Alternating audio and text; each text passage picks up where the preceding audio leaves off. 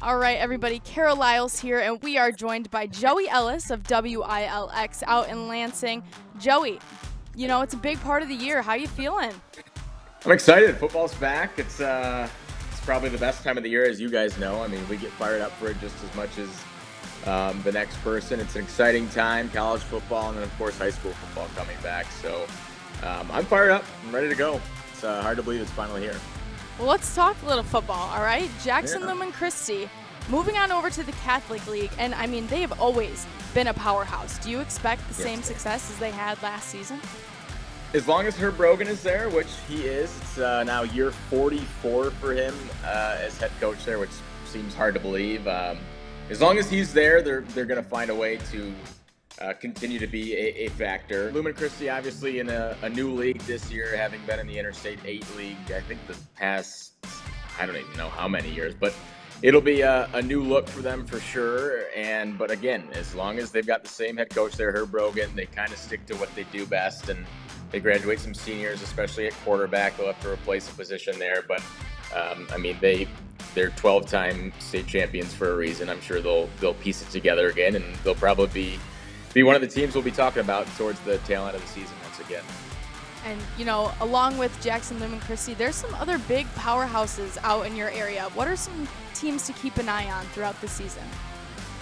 I think the teams kind of around here consistently last year in the Division III semifinals, both Mason and DeWitt, they actually had a chance to play each other, but both of them ultimately fell in their respectful semifinals. But I expect both of them to be big power players once again, especially Mason, who lost to Martin Luther King a year ago. There's no Dante Moore anymore, so I think that helps Mason's chances there. And they return a ton of kids, especially at quarterback. Junior quarterback Kason Carswell is back, and he is, as advertised, getting a lot of college interest already.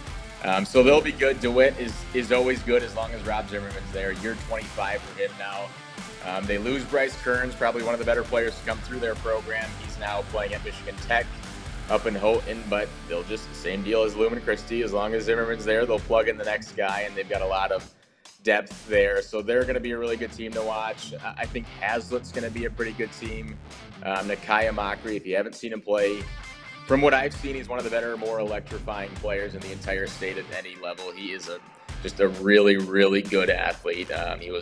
He's committed to Bowling Green at the moment. I don't expect that to last. I think he's going to have a big senior year and get a lot more big-time Power 5 interest. So those are the teams. Portland's always good. They were in the state quarterfinals a year ago in, I believe, Division 5. They're moving up to Division 4 now, so that'll be interesting to see how they kind of adjust to that. They got a new quarterback, new running back, but again, same deal. John Navarro's been there 25 years now as well, and he's back again. So these teams just kind of keep picking up where they left off from a year ago.